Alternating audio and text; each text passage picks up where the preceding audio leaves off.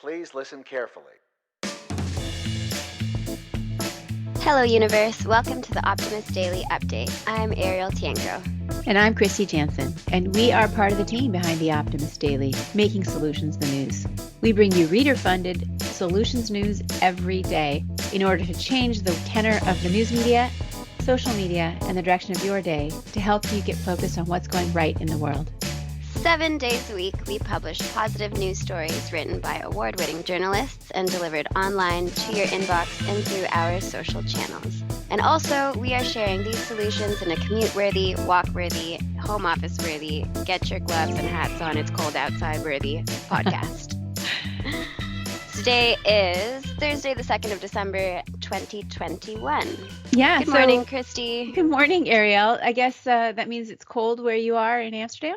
Yeah, I am freezing here, to be honest. It started snowing today, but like sad, wet flakes of snow that didn't really take to the ground. Not the light, fluffy kind that you can like throw as snowballs. It's the kind No, that goes to no. mush and makes everything muddy. No, it's pretty it's cozy. And also I got my dog a jacket, so Very cute.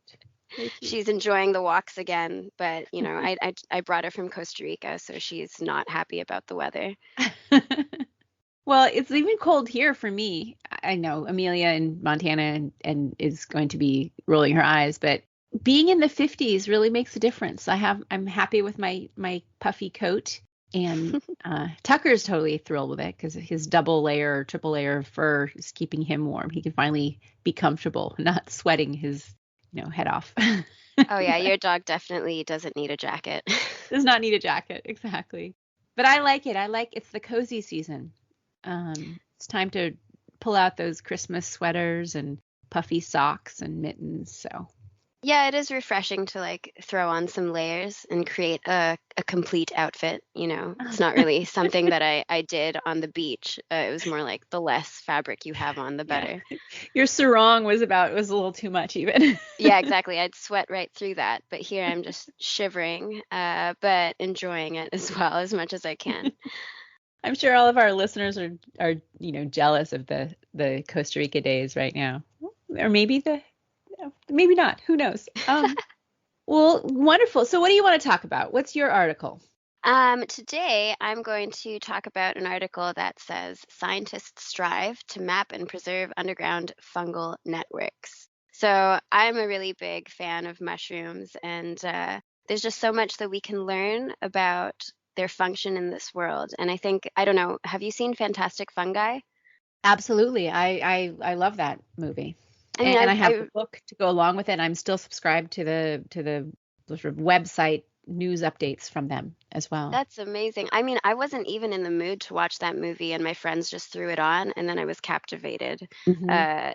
They just document mushrooms so well. So that's why I chose this story. And let me just launch into it. So science is taking the fight against climate change underground, literally. So the Society for the Protection of Underground Networks is on a mission to uncover the mysteries of the vast fungal networks found in the soil under our feet. So a lot of us know already that there's an underground network comprised of fungi connected to plant roots that helps trees share and recycle nutrients and kind of communicate in their own way, as well as store CO2 in the soil. But outside of that, there's not much that's known about this massive fungal network, which is also called the Wood Wide Web, which I thought was pretty funny. I love it. But this web plays a role in fighting climate change, but we're not necessarily sure exactly how it does that. So scientists are determined to map and preserve this network so that we can better understand it and bring underground conservation to the fore. Over the next 18 months, local mycologists, or as they call themselves, myconauts, will work to collect 10,000 samples to create a global map of fungal hotspots. And then machine learning fills in the blanks, and we'll get a better picture of the function of fungal networks and how they act as carbon sinks.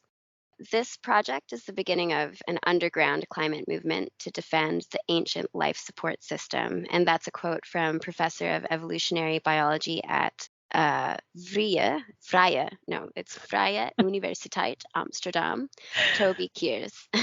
You're sitting in Amsterdam trying to learn how to speak Dutch. Yeah, I know. I was looking at this and I'm like, no, I definitely know how to pronounce this properly. I think it's Freie. I'm pretty confident. So, according to the experts there, the fungal network needs our protection because it is constantly threatened by agricultural expansion. Also, the use of fertilizers and pesticides are not so good for it, and deforestation and urbanization. So, right now, the estimate is that 5 billion tons of carbon dioxide is absorbed from the air and locked into the soil with the help of the fungal networks. But this number could at least be tripled. That's just fascinating to me because obviously we're at a time where climate change is at the fore and we're just trying to figure out how we can at least mitigate its effects. So if we can find this answer underground, that would be amazing. I love Uh, this. And I think this also talks about some citizen science as well. The myconauts aren't necessarily like academic researchers. They're people who are passionate about the mushroom networks being yeah, they're just people who love mushrooms. they're just and they're trained to identify and help chart out this underground network. So it's going to be really an interesting study once it gets put together.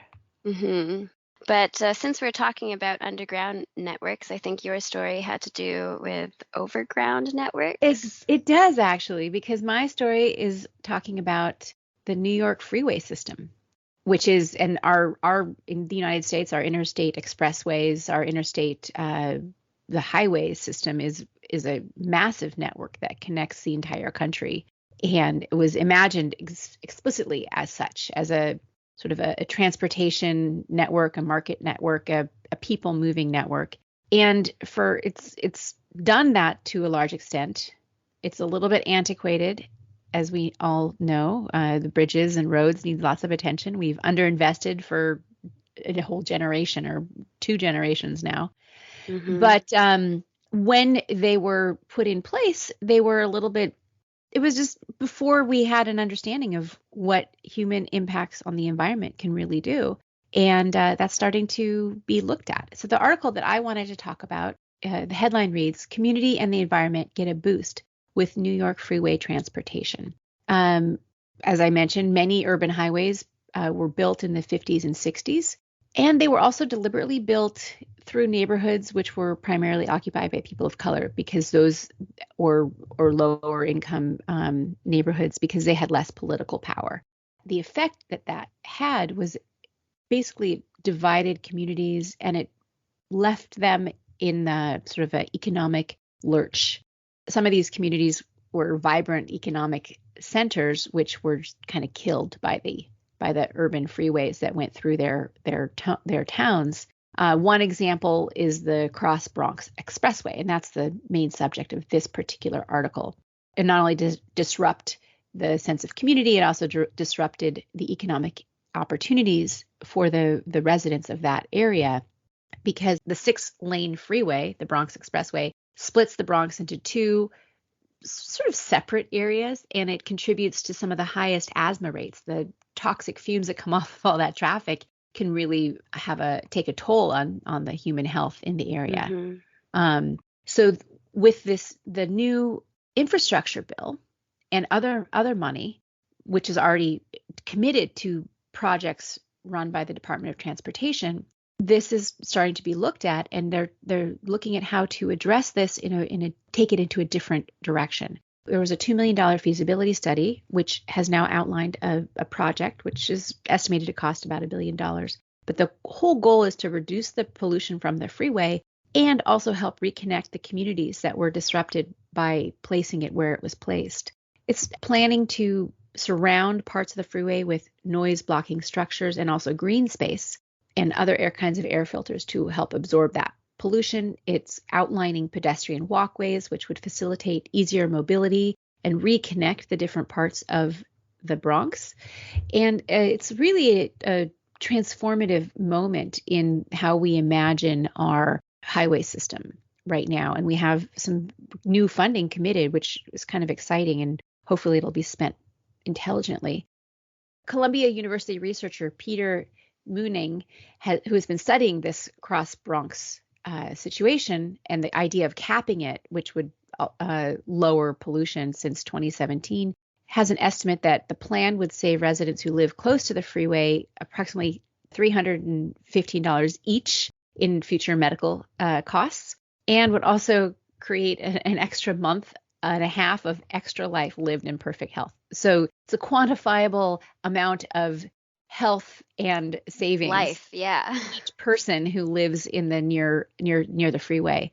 And that, now if you think about it, there's millions of people who live right in that area. So that ends up being a pretty big number.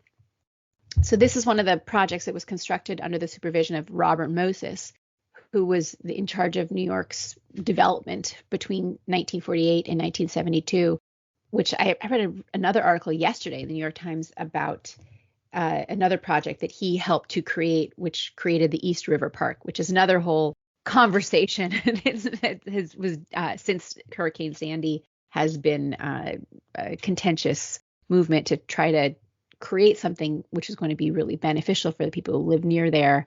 Mm-hmm. But there's some pushback with the community there. It's an interesting side article here. But the thing that's wonderful about this understanding now is that really is a history of environmental justice, or it's a question of environmental justice. Mm-hmm. And the way that things were constructed did not take into account the human cost of building the way that the communities got built, or the highways got built. So this is sort of a revisioning of that, a rethinking of that, which also takes nature into account. So anyway, that's why to me it's a solution. It's really highlighting, the systemic challenges mm-hmm. that mm-hmm. vulnerable communities face. Like on top of everything else, there's also, a huge freeway that's just polluting everywhere. So, it's nice to see that perhaps it wasn't thought of before, but we're actually taking actions and steps forward to deconstruct some of these, negative systems and making them better and healthier for all, because we all deserve to breathe, We all deserve to breathe. And it's going to be interesting. I mean, some of the current infrastructure that's in place, removing it might be more destructive in some ways than just leaving it there, but transforming it from like a 6-lane highway, maybe changing it to less traffic, more green, more walking, bicycles, finding ways to make it a human scale project as opposed to just destroying and trying to rebuild what was there before, which is probably a little too quixotic. So it's going to be interesting to see how money like this gets spent with new understanding of the environmental and racial justice questions. And so anyway, that was my article for today. Kristy, you always go for like the heavy ones, the really content dense ones. But I admire you for that, because I don't know if I could tackle it so early in the morning, because I know it's morning where you are. It is. I was either going to talk about this one, or maybe I was going to talk about the article we have, one of the headlines today, which reads, "Stop biting your nails for good with these 6 tips." Oh yeah. I went for the meteor story. I used to be a nail biter myself, but it was the nail polish that worked for me. I was too vain. Yeah, I didn't want to like ruin the look, so vanity saved me there. Well, I sucked my thumb until I was 6, and my parents tried everything, pepper on my thumb, bad tasting lotions, whatever. But the thing that made me stop was I thought that somebody told me when princesses became 6 or got to be 6, they stopped that. They, then they were little ladies. And so somehow that got in my mind. So I wanted to be a princess when I was a little kid. Well, maybe there will be an article later on how to get your kid to stop sucking their thumb and avoid like orthodontics fees in the future. Exactly. Well, what else do we have on the Optimist Daily today? Well, other headlines from today's Optimist Daily. There's a study that has found that animals respond to speech the same way that humans do. So tone really does matter. A secondhand gift-giving guide for a more sustainable holiday for all of us doing some shopping for our loved ones. Question, how much would you pay for an Einstein original? That's kind of an interesting one in these days when, our history is going for millions and billions of dollars. What else, Ariel? What other headlines are out there? So, the World Health Organization proposes global treaty to better address future pandemics. That'll be handy. And this online fashion outlet lets refugee women pick out clothes for free. I was going to choose this one as well, Mhm. but everyone just check it out on the site. Jelly ice cubes are a zero waste solution for cold storage. Interesting. And the states establishes protected zone for endangered North Atlantic right whales. So that's everything today that you can check out on the optimistdaily.com. And yeah, I guess thanks for joining us. Thank you for listening to the Optimist Daily Update. We promise to continue to share positive, solution based stories with ideas on how you can participate in this changing world and ensure it is changed for the good. We promise to cover the current events with accuracy, legitimate sources, and offer you the information needed most to chart new paths for all of us. And if you haven't already signed up and you have the means, please consider becoming an emissary on the optimistdaily.com or gift it. Optimist Daily is a great present for people that has very little carbon footprint and can last an entire year. So starting at just $5 a month or $60 a year, you can help support reader-funded independent journalism that is the Optimist Daily and be part of the solution-changing consciousness that addresses our world's biggest challenges with the problem-solving mindset we need to make this world work better for more people. Please help us keep the Optimist Daily free for everyone who needs it, supported by those of us who can. That's it for today. For Friday, we'll be back on Monday with more solutions. Thanks, everybody. Thanks, Kristy. Bye.